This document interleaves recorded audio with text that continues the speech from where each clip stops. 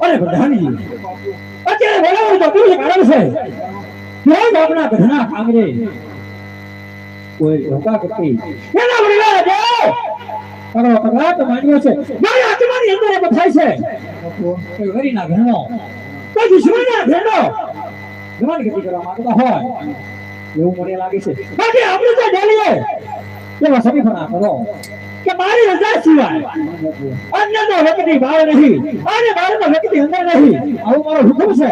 બહુ સારું બાપુ. તો હું ફરતી ન આવતો.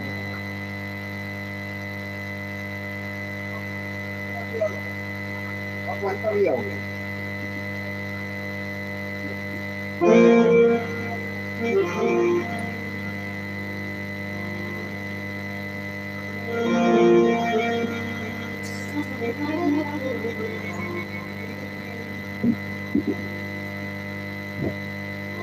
એવા ચાલી ચાલીને બોર થાકી ગયા હોય ન મળે મને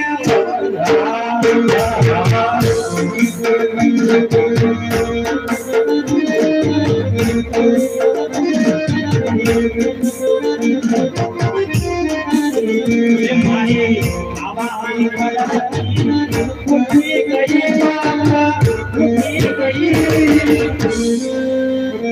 હોય ન મળે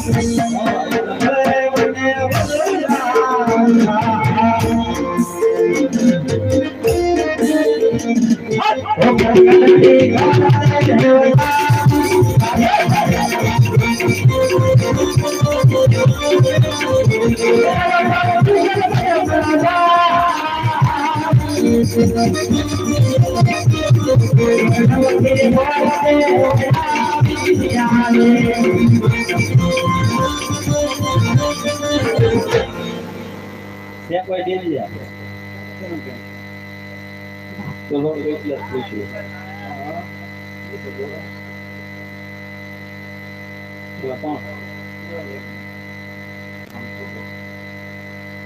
બોલો બોલો.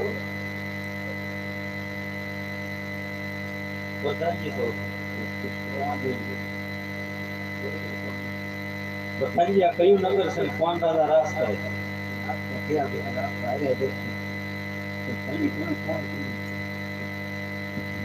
ક્યાંથી આવો બધા?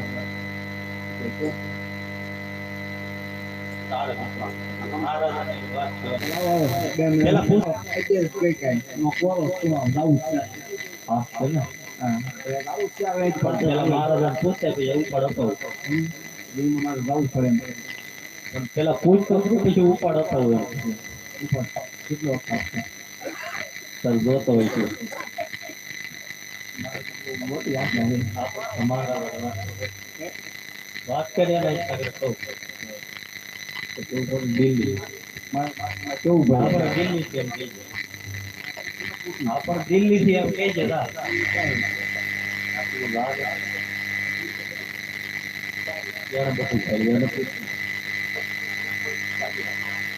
પોકરણ દરથી આવું છે બોલો પ્રધાનજી અરે પ્રધાનજી એને પૂછતાવો રાજાના સકે રૂપિયા અને જો રૂપિયા હોય સબકી શીખાપી અને ડેરીએથી રવાના કરો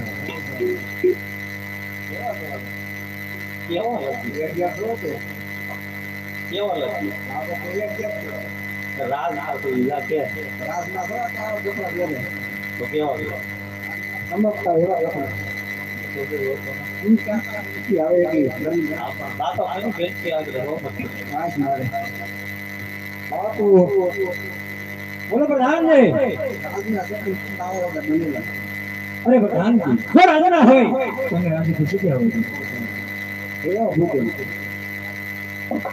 અરે મારા રાજાના શરણમાં ભુદેવના શરણમાં રાજા પડિયાળના નમન છે ભુદેવ અરે કલ્યાણ થવો અરે ભુદેવ આપ ક્યાંથી આવો છો હિંગળગઢ સુધી આવવાનું કારણ ભુદેવ હા મહારાજ આવું છું તો હું કોકરાગઢથી રાજા અજમલ એની દીકરી કોણ કે સગુણા તેમના લીલુડા શ્રીફળ લઈને આવ્યો છું મહારાજ જો આપના રાજમાં કોઈ કુંવર હોય તો કુંવરને બતાવો તો ધ્યાનમાં આવી જાય તો લીલુડું શ્રીફળ ઝીલાવતો જાઓ. અરે ભૂદેવ આપ ભારત નથી ભૂલ્યાને મારે એને પકડાઈને કૃષ્ણ રાધાને 20 વર્ષથી વ્યર્થ છે. અઢીલું જ નહીં પણ 22 વર્ષના આપોલા છે. મને એ શ્રીફળ તમે કદાપ નથી કરી. અરે પ્રધાનજી આ ભૂદેવ આમ માને તો ઠીક છે. હા એટલે એને ધક્કા મારીને બહાર કાઢ્યો. બહુ સારું હાલો હા તો હા જતા મારો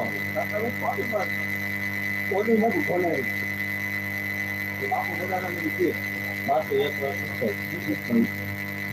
બીજું તો ટાઈમ તો કઈ તો આને ગોઠવી દેવું રાજમાં લઈ લીધું પણ વાત તો કરી રાતો કંઈક તો ખરી કાંઈ ઠીક છે નહીં તો લઈ આવે દાદા થોડું રાહ એટલું જ કહેવાય એટલું જ પૂછવાનું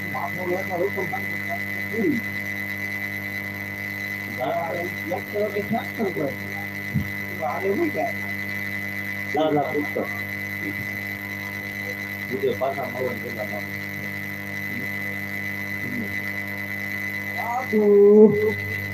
અરે બોલો પ્રધાનજી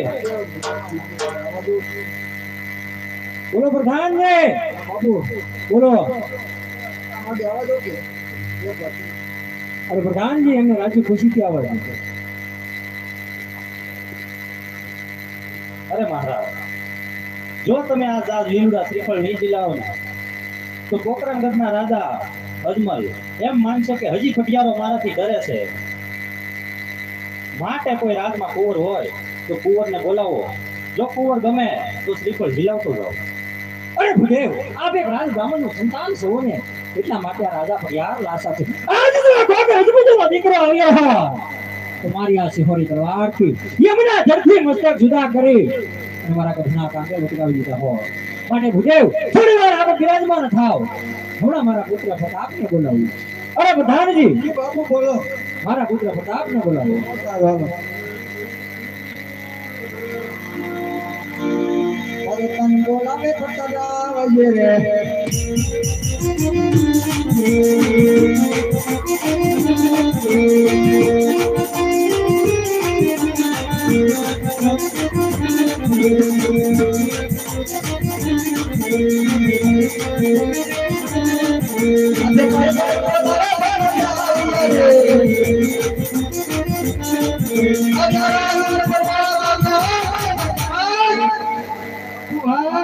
આજે પરદાન બોલાવે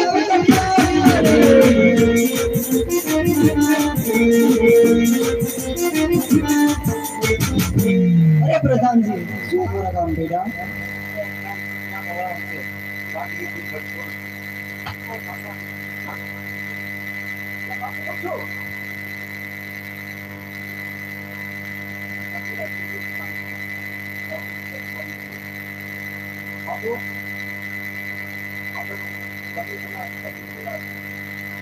અરે પિતાશ્રી પુત્ર પ્રતાપના આપના શરણમાં કલ્યાણ થાઓ.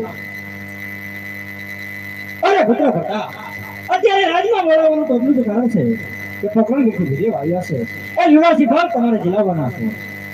અરે નહીં પિતાશ્રી આ શ્રીફળ તો હું કદાપી નહીં સ્વીકારું કારણ કે આપણે અને રાજા અજમલને 20 વર્ષના વેર ચાલે છે એટલું જ નહીં પરંતુ 22 વર્ષના બોલા છે માટે આ શ્રીફળ તો હું કદાપી નહીં સ્વીકારું અરે પુત્ર પ્રતાપ વીર તો મારે એને પકડાને ગઢના રાજાને છે. એમાં કોઈ સંતાનને ધ્યાન ન ધરવાનું હોય. પેલા દીકરી લઈશું અને પછી વેર લઈશું. માટે આ શ્રીફળ તમે સ્વીકારો. એવી આજ્ઞા પિતાશ્રી કુંવર કે કુંવર તો બોલાવો. આમાં ફેર લાગે છે. આમાં ઓલો ફેર લાગે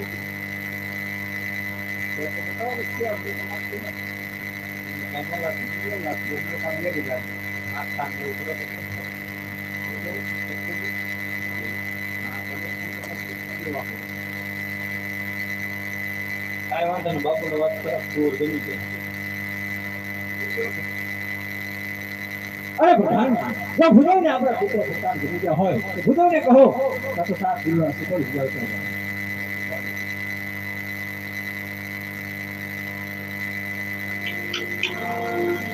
ये लीलुडा नालियर लीलो पर टपकाए लीलुडा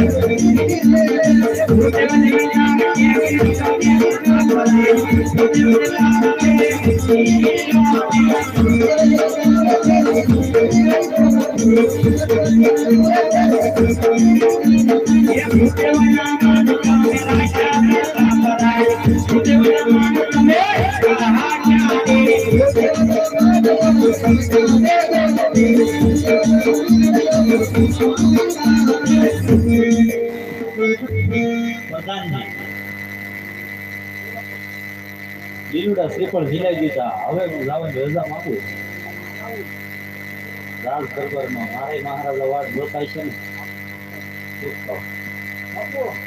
બોલો પ્રધાનજી. અરે પ્રધાનજી જો નિર્વાસી પણ દિલાવાઈ ગયા હોય ભુદેવને કહો તો સાત લગ્નના મુહૂર્તને જોતાવે. પ્રધાનજી ભુદેવને કહો.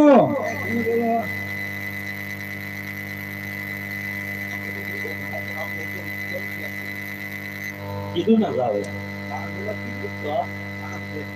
તો બોલ ભૂદેવને વાત કરો.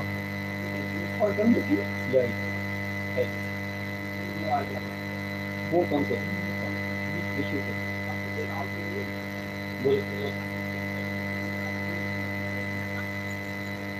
પ્રધાનજી ભૂદેવના દીકરાને મુહૂર્ત જોવાના ન હોય. મુહૂર્ત સાથે લઈને જ ફરે છે. મહારાજાને વાત કરો. મુહૂર્ત પણ બહુ વળી સારા એવા છે. સાયતમ અને વળી સોમવાર.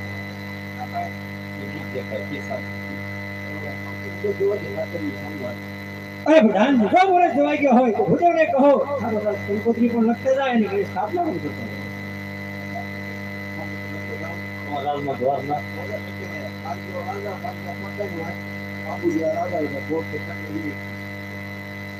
આજે તો લખતો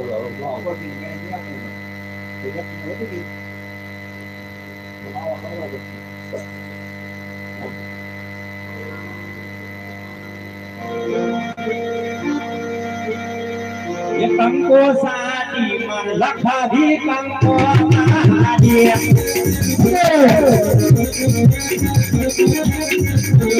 अभी लखावी मने भोल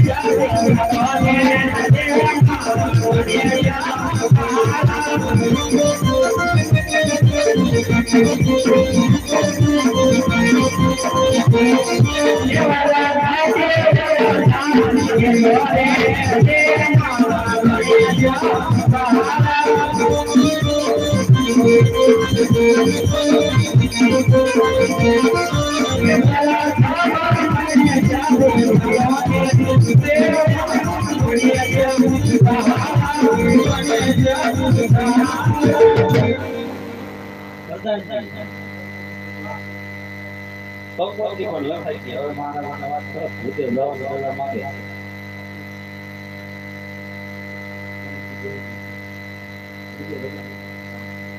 અરે પ્રધાનજી ભજાવને કહેજો યાર બોલશે મોટું જામ જાડી રહ્યા છે ઉતારાની તૈયારી કરો.